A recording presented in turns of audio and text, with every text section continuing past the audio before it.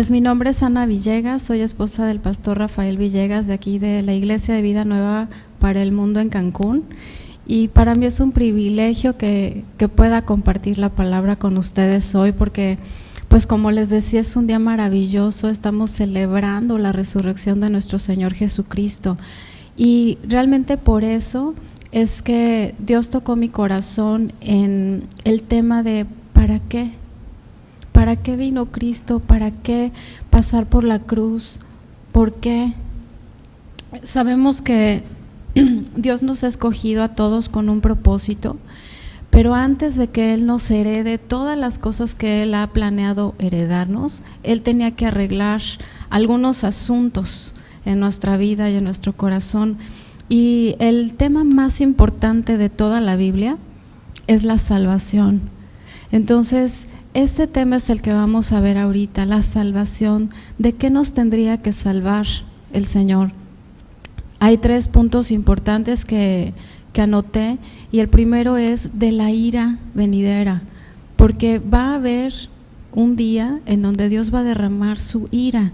Dice en 1 de Tesalonicenses 1:10, esperar de los cielos a su Hijo, el cual resucitó de los muertos, a Jesús, quien nos libra de la ira venidera. La Biblia nos enseña que vamos a dar cuentas todos nosotros ante un Dios. Un día todos vamos a dar cuentas, y para algunas personas ese día va a ser terrible, va a ser un día de oscuridad, porque van a dar cuentas pues por todos los pecados, va a haber un juicio. Y también la salvación es por esto, para que Dios nos salva de este juicio por el pecado. En Romanos 5:16 dice, porque ciertamente el juicio vino a causa de un solo pecado para condenación. Romanos 8:2 dice, porque la ley del Espíritu de vida en Cristo Jesús me ha librado de la ley del pecado y de la muerte. Y entonces podemos decir, ¿qué es pecado? Según la Biblia, en la palabra original griega es hamartano, o de hamartía, que es el verbo, y quiere decir errar en el blanco, no dar en el punto exacto donde Dios quiere, ya sea porque omites hacer algo que Dios quiere que hagas, o porque haces algo que Dios ha dicho que no debemos de hacer. Y entonces, siendo Dios el juez del universo, el que ha puesto las reglas, Él también es ese juez que va a juzgar el pecado. Y entonces las reglas o el estatuto que Dios ha puesto es muy fuerte, porque dice que la paga de pecado es muerte. Ezequiel 18:20 dice, el alma que pecare, esa morirá. Romanos 2:12 dice, porque todos los que sin ley han pecado, sin ley también perecerán. Y todos los que bajo la ley han pecado, por la ley serán juzgados. Romanos 6:23 dice, porque la paga de pecado es muerte. ¿Por qué es que el hombre peca? ¿Por qué pecamos todos? Y nos vamos a ir un poquito más atrás para entender por qué viene todo esto. Y a lo mejor en este tiempo de estudio y de palabra les voy a dar muchos versículos, y yo quisiera que anotaras el que Dios te hable, porque nuestra fe tiene que estar fundada en la palabra, no nada más en lo que la gente dice, es dónde lo dice, por qué lo dice. Entonces vamos a ver varios versículos. Saca tu pluma, ponle pausa si puedes, si ya no estás en vivo, y anota los versículos que Dios quiere mostrarte para que tu fe esté arraigada y cimentada en su palabra y en su amor, sabiendo cuál es su obra completa. Nosotros sabemos que desde Adán y Eva, bueno, ellos pecaron, pero la consecuencia que trajo, dice en Romanos 5:19, porque así como por la desobediencia de un hombre, los muchos fueron constituidos pecadores. Esta condición nos fue heredada a todos los seres humanos. Así que pecamos porque somos pecadores. sin más explicación. Dice en Romanos 7:14, porque sabemos que la ley es espiritual, mas yo soy carnal, vendido al pecado. Y entonces también podemos encontrar en Romanos capítulo 3 cómo nos describe. Todo es antes de conocer a Cristo, cómo nos describe la palabra. Y dice Romanos 3, del 10 al 18, como está escrito, no hay justo ni aun uno, no hay quien entienda, no hay quien busque a Dios, todos se desviaron. Ve todas estas palabras de no hay ninguno, todos se desviaron. Dice, a unas se hicieron inútiles, no hay quien haga lo bueno, no hay ni siquiera uno. Sepulcro abierto es su garganta, con su lengua engañan. Veneno de áspides hay debajo de sus labios. Su boca está llena de maldición y de amargura. Sus pies se apresuraron para derramar sangre. Quebranto y desventura hay en sus caminos y no conocieron camino de paz. No hay temor de Dios delante de sus ojos. Y entonces, si así nos describe la palabra, qué mal, ¿verdad? ¿Cuál es la consecuencia de todas estas actitudes de no buscar a Dios? No hay justo ni aún uno. En Romanos 5:12 dice, por tanto, como el pecado entró en el mundo por un hombre y por el pecado la muerte, así la muerte pasó a todos los hombres por cuanto todos pecaron. Entonces nacemos todos en una condición de pecado, con una naturaleza pecaminosa y aparte muertos espiritualmente. O sea, podríamos decir sin mucha esperanza, porque ¿qué puede hacer un muerto por sí mismo? Realmente nada. Y no solamente hay 1 o 2 pasajes en donde la Biblia nos muestra que nacemos espiritualmente muertos y que Dios nos da vida en esa muerte espiritual. Podemos ver Colosenses 2:13, donde dice, y a vosotros, estando muertos en la incircuncisión de vuestra carne, os dio vida juntamente con Él, perdonándoos todos los pecados. Efesios 2:1 dice, y Él os dio vida a vosotros cuando estabais muertos en vuestros delitos y pecados. La Biblia nos enseña que hay 3 tipos de personas en el planeta. Está el hombre natural, el hombre espiritual y el hombre carnal. Y estas 3 se describen en el capítulo 2 de Primera de Corintios. Primera de Corintios 2, del 14 al 15, dice del hombre natural. Dice, pero el hombre natural no percibe las cosas que son del Espíritu de Dios, porque para él son locura y no las puede entender, porque se han de discernir espiritualmente. Ahí está describiendo a todos los seres humanos antes de conocer a Cristo. Dice, el hombre natural no puede entender las cosas de Dios.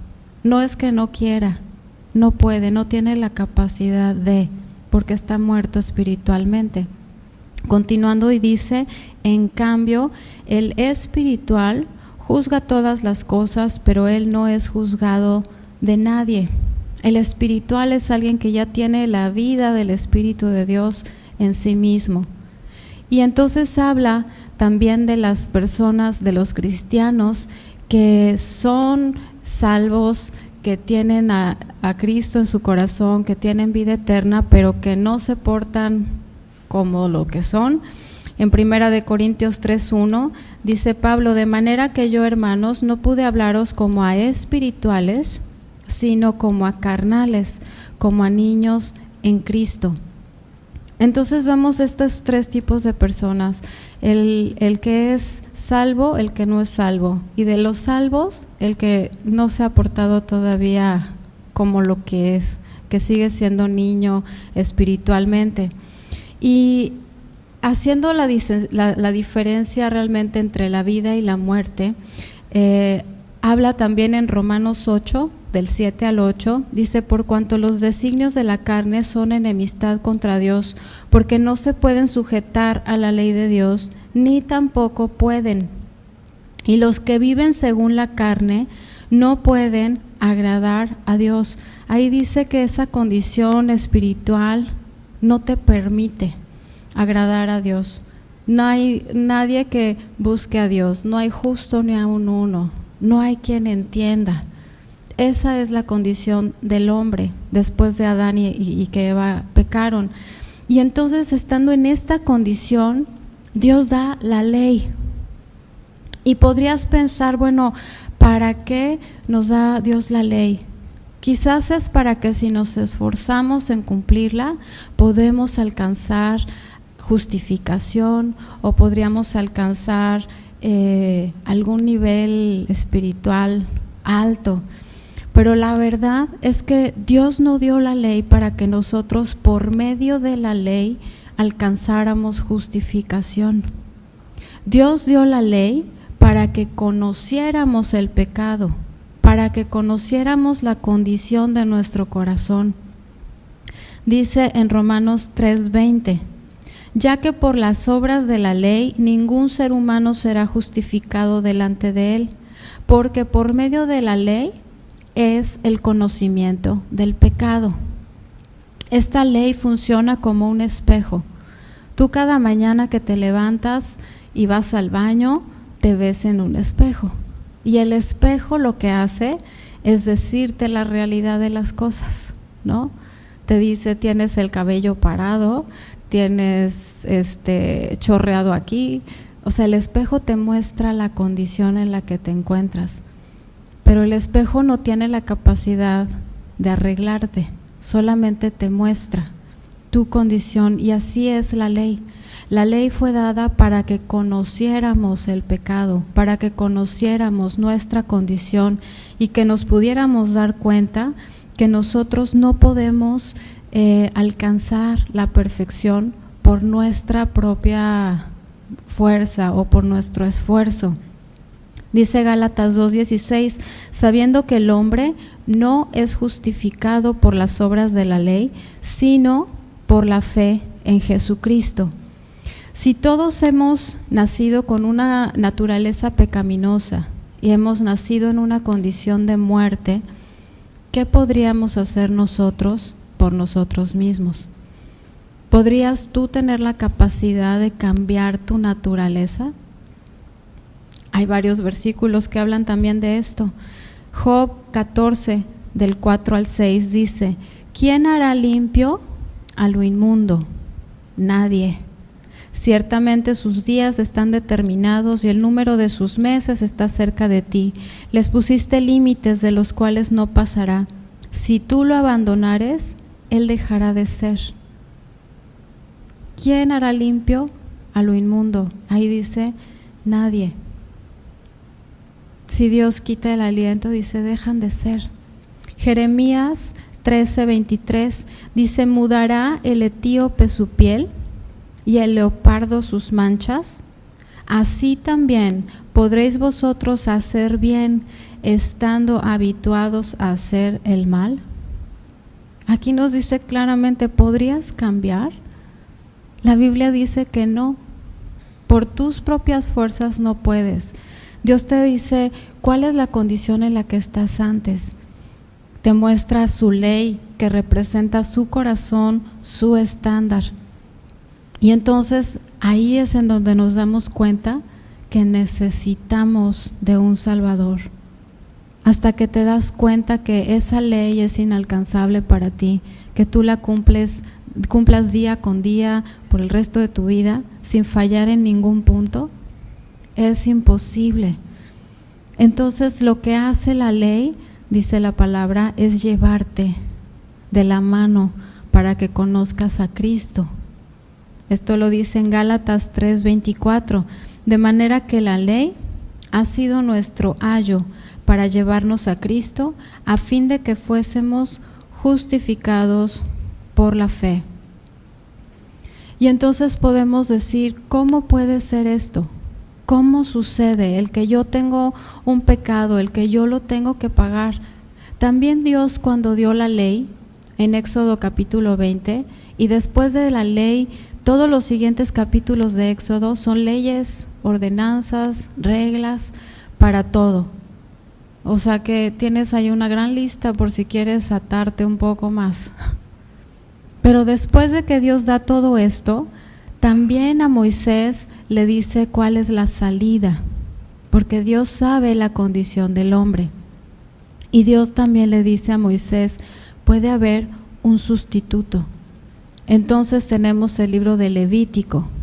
Y ahí en Levítico capítulo 4, del 1 al 4, dice: habló Jehová a Moisés diciendo, habla a los hijos de Israel y diles, cuando alguna persona pecare por hierro en alguno de los mandamientos de Jehová sobre cosas que no se han de hacer, e hiciere alguna de ellas, si el sacerdote ungido pecare según el pecado del pueblo, ofrecerá a Jehová por su pecado que habrá cometido un becerro sin defecto para expiación.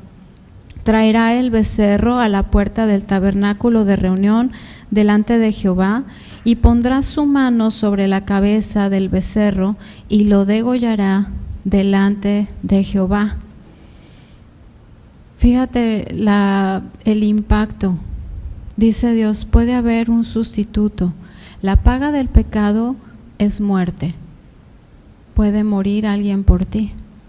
Y entonces Dios enseña que puede ser a través de un cordero, de una oveja, que sea sin defecto, y se pongan sus manos sobre de él en una representación de mis pecados van sobre de este becerrito y él va a pagar lo que yo hice.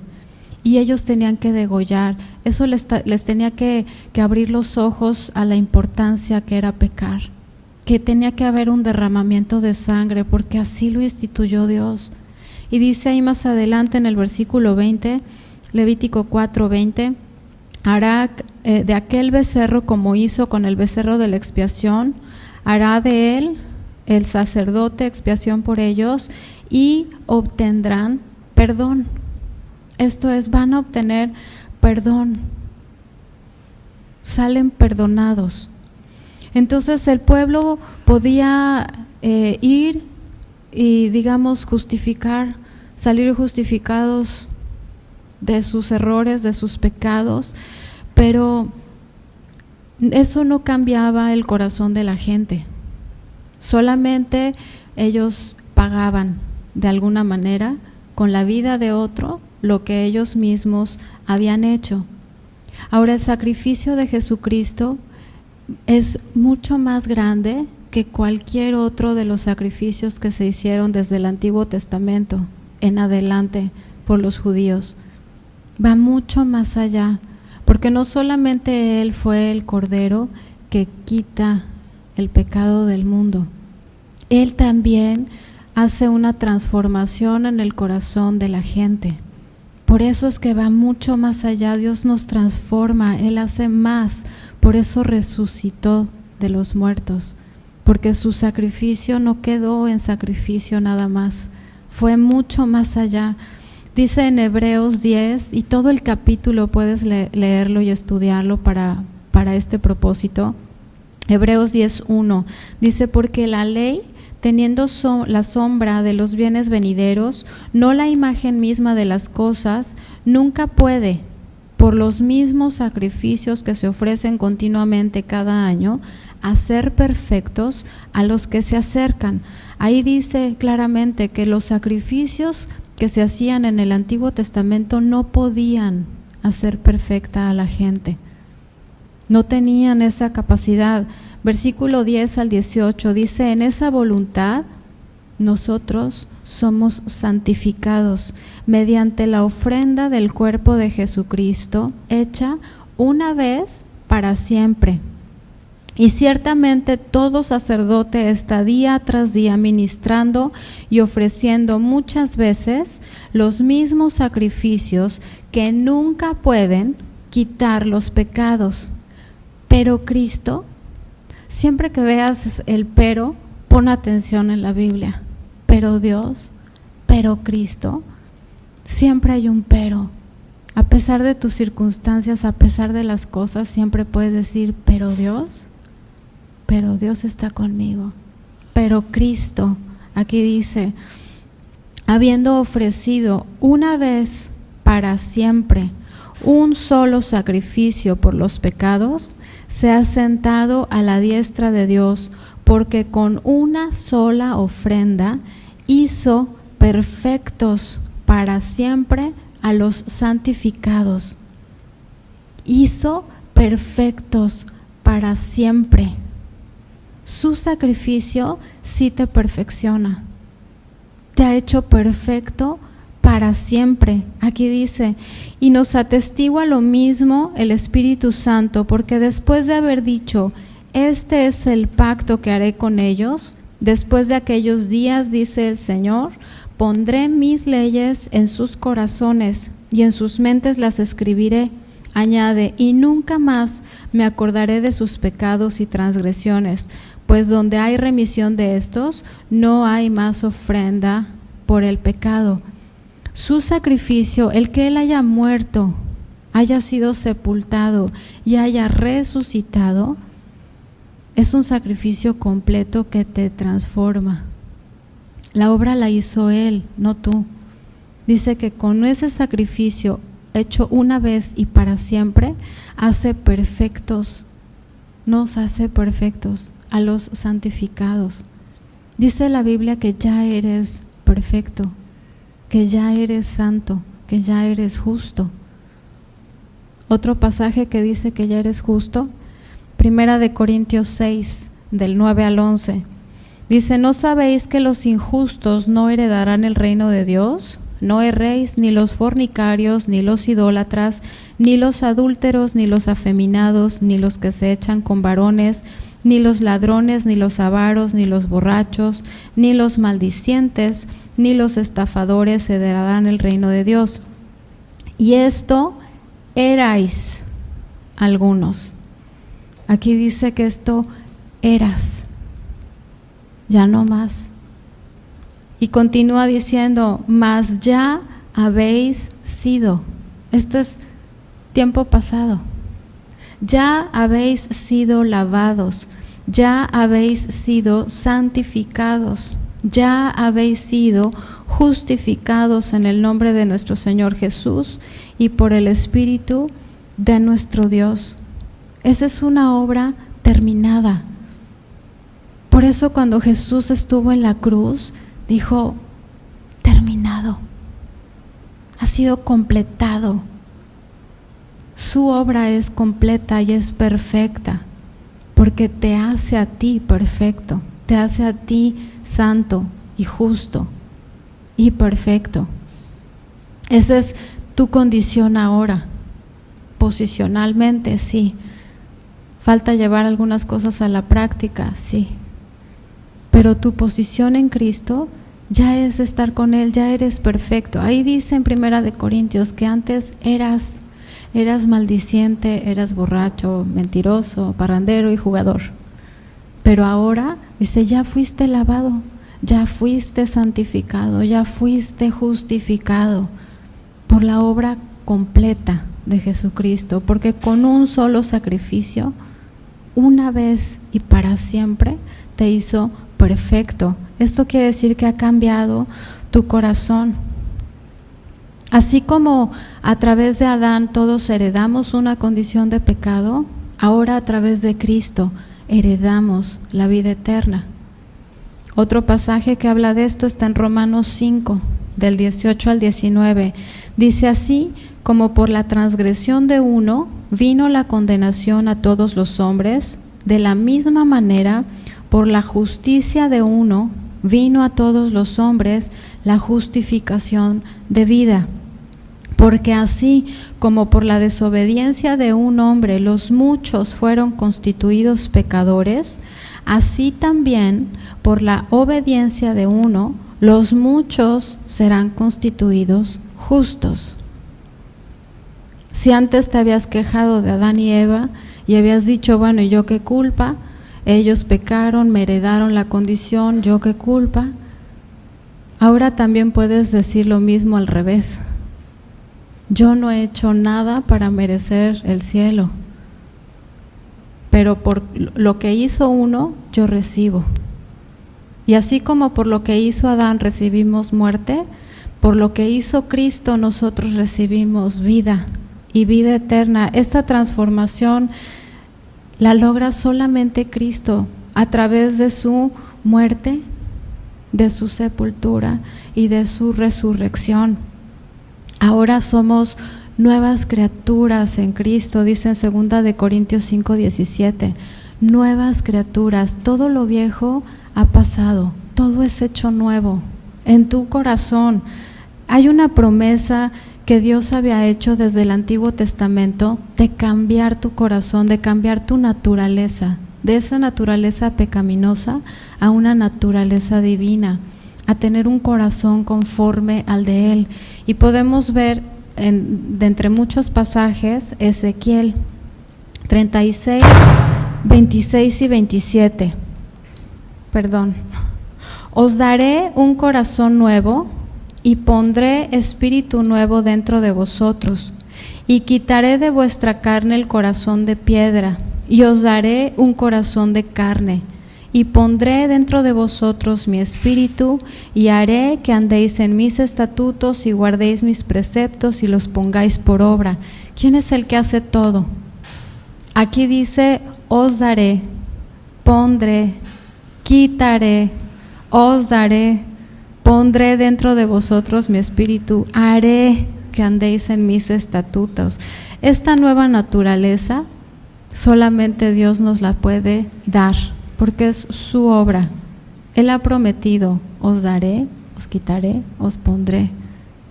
Por eso sabemos que la salvación le pertenece a Él. Ahí mismo en Ezequiel 11 del 19 al 20 dice: les daré un corazón y un espíritu nuevo pondré dentro de ellos, y quitaré el corazón de piedra de en medio de su carne, y les daré un corazón de carne. ¿Para qué? Fíjate, aquí dice: ¿para qué va a hacer todo esto Dios? ¿Para qué tanto show de cambiarnos el corazón? Cambiar la naturaleza, cambiar tu interior. Ahí dice: para que anden en mis ordenanzas y guarden mis decretos y los cumplan, y me sean por pueblo y yo sea a ellos por Dios. Entonces Dios nos ha traído de la muerte a la vida, ha quitado el corazón de piedra y ha puesto uno de carne, para que seamos de su familia. Dios es el que obra este nuevo nacimiento en ti, este cambio de naturaleza. Efesios 2 del 4 al 11 dice: pero Dios, que es rico en misericordia, por su gran amor con que nos amó, aun estando nosotros muertos en pecados, nos dio vida juntamente con Cristo. Por gracia sois salvos, y juntamente con Él nos resucitó, y asimismo nos hizo sentar en los lugares celestiales con Cristo Jesús, para mostrar en los siglos venideros las abundantes riquezas de su gracia, por su bondad para con nosotros en Cristo Jesús. Porque por gracia sois salvos por medio de la fe, y esto no de vosotros, pues es un don de Dios. Ahora Cristo resucitó de los muertos para llevarte a ti y a mí con Él a vida eterna. Esa es la prueba de su amor y de su poder, y de que todo lo que Él dijo era cierto, porque no fue como un sacrificio más de los que fueron descritos ahí en el Antiguo Testamento, en Levítico, de bueno, murió, pagó, listo, ya está mi cuenta saldada. No, Él murió por ti, no por solo tus pecados para pagarlos. Él murió por ti y resucitó por ti, para llevarte a ti con Él. Él es las primicias, y toda esta parte de la resurrección de Jesucristo puedes estudiarla en 1 Corintios 15. Es maravilloso cómo es que Él resucita y nosotros también con Él. Esa es la promesa que nosotros tenemos una esperanza viva. Romanos 14, 9 dice: porque Cristo para esto murió y resucitó y volvió a vivir, para ser Señor así de los muertos como de los que viven. Efesios 2:6 que acabamos de leer dice: juntamente con Él nos resucitó y asimismo nos hizo sentar en los lugares celestiales en Cristo Jesús. ¿Qué podemos hacer nosotros? La verdad es que nada, la obra la hace completa Dios, pero Dios te hace parte de su obra perfecta. Y entonces Él toca a la puerta de tu corazón y te dice: lo único que tienes que hacer es creer que lo he hecho. Cree. Dice en Juan 1:12: mas a todos los que le recibieron, a los que creen en su nombre, les dio potestad de ser hechos hijos de Dios. A los que creen, a los que le reciben, dice, a ellos les dio todo este don, toda esta gracia, este favor inmerecido de cambiar su corazón, su naturaleza, haber pagado los pecados. Romanos 5:17 dice: pues si por la transgresión de uno solo reinó la muerte, mucho más reinarán en vida por uno solo, Jesucristo. ¿Quiénes reinarán en vida? Dice: los que reciben la abundancia de la gracia y el don de la justicia. Los que reciben su gracia. Gracia es favor inmerecido. Los que reciben ese regalo reinarán juntamente con Él, aquí dice. Los que reciben la abundancia de su gracia, el don de la justicia. Pablo le dijo a un carcelero cuando le preguntó: ¿qué debo hacer para ser salvo? Le dice: cree que Jesucristo murió, que resucitó de los muertos, y serás salvo tú y tu casa.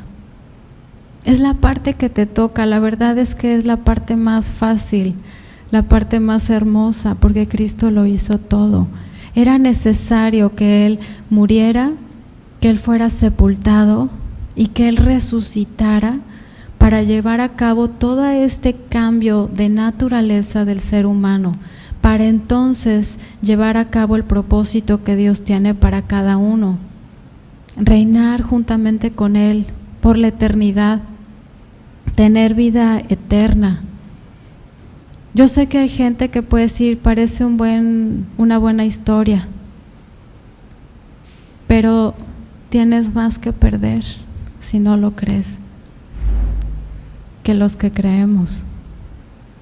Tienes más que perder, porque ¿y si es cierto? ¿Y si Dios es real? ¿Y si Dios realmente te ama y Dios te está llamando? ¿Y si solamente te está pidiendo que creas? Ya no tomes más la oportunidad de no hacerlo. Toma la oportunidad que Dios te está dando todavía, porque no sabes cuándo es cuando te vas a presentar delante de Él. Tú no sabes cuándo es cuando Dios te va a llamar a su presencia. No sabes si es la próxima semana, si es en un mes, si es en 5 años. No lo sabes.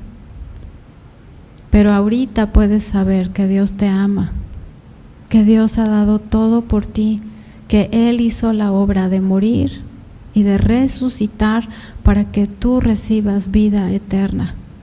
Así que te voy a guiar en una oración para que puedas abrir tu corazón a Él y decirle: Señor, te necesito. Si eres real, si puedo verdaderamente confiar en ti. Inclina tu rostro y dile: Señor, yo te doy las gracias. Gracias, Señor, por salvarme. Gracias porque por ti es que puedo estar hoy aquí. Gracias, Señor, porque tú has muerto pagando mis pecados, porque tú resucitaste mostrándome que hay una esperanza viva. Gracias porque mi vida está juntamente contigo. Yo te necesito y te recibo en mi corazón como mi Señor y como mi Salvador. Te entrego mi vida y te pido que me enseñes este nuevo camino, esta nueva inclinación que puedo tener hacia ti, a buscar tu rostro y a buscar tu presencia en mi vida y en mi casa. Te doy las gracias en Cristo Jesús. Amén. Y para terminar, quiero leerte en Efesios 2:19 lo que dice Dios de ti, que hiciste esta oración. Dice: así que ya no sois extranjeros ni advenedizos, sino conciudadanos de los santos y miembros de la familia de Dios.